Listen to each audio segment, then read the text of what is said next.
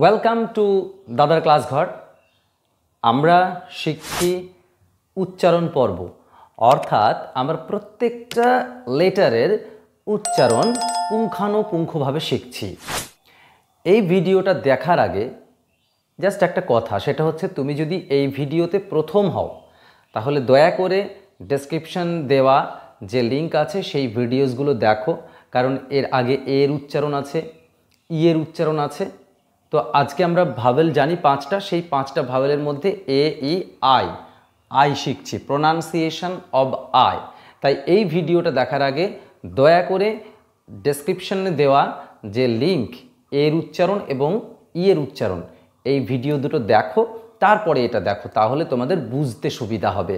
তার কারণ হচ্ছে আমরা কিছু রুলস জানি, ভিসিভি রুলস, সিভিসি রুলস। এই রুলসগুলো আমরা তখনই বুঝতে পারবো যখন ওই ভিডিওগুলো দেখব। ওকে, তো সেই অনুযায়ী আমাদের আগে জানতে হবে যে আই এটা একটা ভাওয়েল। এই আয়েরও দুটো উচ্চারণ আছে, একটা হচ্ছে লং আছে আর একটা শর্ট আছে। সো এই আয়ের দুটো উচ্চারণ, ওকে, একটা লং আর একটা শর্ট। লংয়ে আয়ের উচ্চারণ আয়ের মতোই হয়, আর শর্টে আয়ের উচ্চারণ ইয়ের মতো হয়। এটুকু আশা করছি বুঝতে পেরেছো। এইবার আমরা জানি কখন লং আর কখন শর্ট। যখন সিভিসি রুলস হয়, সিভিসি রুলস, তো এক নম্বর রুল সেটা হচ্ছে সিভিসি রুল। এই সিভিসি মানে হচ্ছে কনসোন্যান্ট ভাওয়েল কনসোন্যান্ট। যেমন আমি যদি বলি পিন, দেখো এইখানে হচ্ছে কনসোন্যান্ট, প্রথমেই পি রয়েছে, কনসোন্যান্ট ভাওয়েল কনসোন্যান্ট। তার জন্য এই আয়ের উচ্চারণটা ইয়ের মতো হচ্ছে, পিন।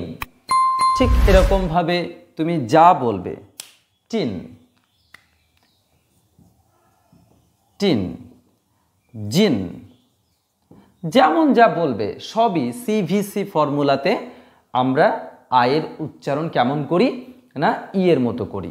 এইবার আসছে সেকেন্ড রুল, যেটাকে আমরা বলি ভিসিভি রুল। এই ভিসিভি রুলসে আমরা যেটা শিখব সেটা হচ্ছে যে ইয়ের মানে আয়ের উচ্চারণটা আয়ের মতো হবে। যেমন আমি এই উদাহরণটাকে যদি নিই, ধরো PIN, আমরা বলছি পিন, কিন্তু যদি এই রকম হয়ে যায় PINE, প্রথম কন্ডিশন আমি বলেছিলাম যে এই লাস্টে যদি কারোর ই থাকে তার উচ্চারণটা হয় না, কিন্তু তাকে নেব ভাওয়েল হিসেবে। তো দেখো এই জায়গাটায় আমরা VCV এই রুলসে ফেলে আমরা কি উচ্চারণ করছি না, পাইন। ওকে, পিন থেকে পাইন। সো মাথায় রাখবো যে যেমন ধরো sign, sign, because VCV, that is the rules. এখন এটা তো গেল, এটা বুঝলাম যে সিভিসি রুলস, ভিসিভি রুলস কোথাও থাকলে আমরা তাকে কীরকমভাবে উচ্চারণ করব।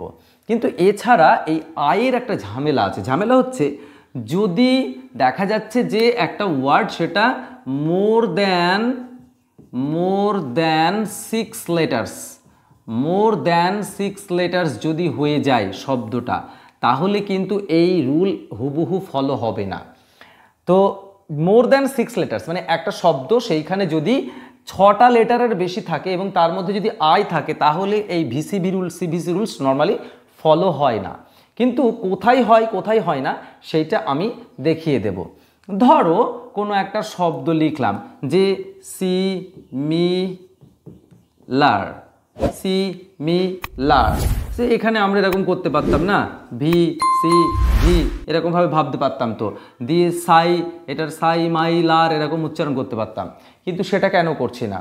সেটা করছি না তার একটা বড় কারণ হচ্ছে, দেখো যদি কোথাও দেখো দুটো আই রয়েছে, দুটো আই, ঠিক আছে, দুটো আই, এবং সেই দুটো আয়ের মাঝখানে যদি একটা কনসোন্যান্ট থাকে, যদি একটা কনসোন্যান্ট থাকে, তাহলে এই দুটো আয়ের যে উচ্চারণ, দুটো আয়ের উচ্চারণটা কিসের মতো হবে না, শর্টের মতো হবে, অর্থাৎ সিমিলার।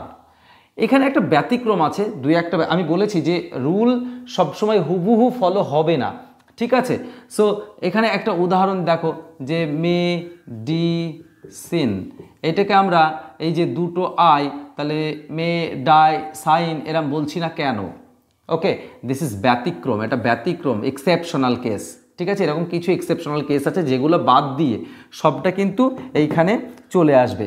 যেমন আরও এক্সাম্পল দেওয়া যেতে পারে, মিনিমাল, মিনিমাল, দেখো আই, দুটো আয়ের মাঝখানে এন আছে, মিনিমাল। সো রুল তাহলে বুঝলাম যে মোর দ্যান 6 লেটার্স যদি হয় তাহলে আমরা নর্মালি আয়ের রুলসটা ফলো হবে না, কিন্তু এমন কিছু জায়গা আছে যেখানে ভিসিভি রুলস ফলো হচ্ছে। যেমন আমি তোমাদেরকে এক্সাম্পল দিয়ে দেখাতে পারি। ধরো এইখানে একটা শব্দ লিখেছি প্রাইমারি, প্রাইমারি, এইখানে কেন আয়ের উচ্চারণ আই হচ্ছে? তাহলে এইখানে আয়ের উচ্চারণ হচ্ছে, তার একটা বড় কারণ হচ্ছে যদি দেখো আই রয়েছে, তারপরে একটা কনসোনান্ট আছে, তারপরে যেটা রয়েছে সেটা যদি ই অথবা এ যে কোনো একটা হয় তাহলে কিন্তু এই আয়ের উচ্চারণ লং হবে, অর্থাৎ আই হবে। তাহলে আবারও বলে দিচ্ছি, যদি নর্মাল রুলস ভিসিভি আর সিভিসি রুলস নিশ্চয়ই এটা বুঝতে পেরেছো, কোথায় ই আর কোথায় আই। এইবার যদি শব্দটা বড় হয়, মানে 6টা লেটার দিয়ে হয়, তাহলে কিন্তু সেই ক্ষেত্রে আমরা কি করছি না, ফলো হচ্ছে না হুবহু। সেই ক্ষেত্রে আবার একটা বিষয় বলে দিলাম, যদি দুটো আয়ের মাঝখানে একটা কনসোন্যান্ট থাকে তাহলে কিন্তু সেটা ই এর মতো উচ্চারণ হবে। আর যদি দেখা গেল আয়ের পরে এখানে ই অথবা এ রয়েছে, সেই ক্ষেত্রেও কিন্তু আমরা কি উচ্চারণ করব না, আয়ের মতো, অর্থাৎ লং উচ্চারণ করব। এই হচ্ছে মূলত আয়ের উচ্চারণ। আর একটা নিয়ম আছে, যেখানে যদি দেখো কোথাও এনডি আছে, এনডি অর্থাৎ এনডি, এটা 4 নম্বর রুলস বলতে পারি, এনডি, যেমন এই যে এনডি, তখন সব সময়ের জন্য লং উচ্চারণ হবে। ঠিক আছে, কাইন্ড, ওয়াইন্ড, ও ওয়াইন্ডটা ব্যতিক্রম, ঠিক আছে, এটাকে উইন্ড বলে, mind, mind. Okay, so these are all about pronunciation of I. একটা জিনিস মাথায় রাখবে, এই ওয়াইন্ডটা ব্যতিক্রম, এটাকে ওয়াইন্ড বলে না, এটাকে উইন্ড বলে। ঠিক আছে, ওয়াইন্ডও আছে, সেটা কিন্তু তার মিনিংটা আলাদা, বাতাস নয়। ওকে, দিস ইজ উইন্ড। আর এগুলো হচ্ছে কাইন্ড, মাইন্ড, আয়ের মতো উচ্চারণ হচ্ছে কারণ এনডি আছে লাস্টে। তাই আশা করছি ভিডিওটা বুঝতে পেরেছো। এরকম ভিডিও তোমাদের যদি আরও মনে হয় যে আমরা আরও শিখতে চাই, প্লিজ কমেন্ট বক্সে কমেন্ট করো। আর হ্যাঁ, এরকম প্রচুর এক্সেপশনাল আছে যেগুলো উচ্চারণে ডিফারেন্স ক্রিয়েট করছে, তো সেইগুলোর ক্ষেত্রে তোমরা অবশ্যই আমাকে মেসেজ করে জানিও, আমি তোমাদেরকে চেষ্টা করব সেইগুলো কোন রুলের মধ্যে আসছে বা কীভাবে আসছে। ভিডিওটা সম্পূর্ণ দেখার জন্য থ্যাংক ইউ। দাদা ক্লাস ঘর ভরা গল্পের ঝড়, পড়াশোনা দারুণ পর পর, চোরা স্রোতে দাদা বলে হাসি।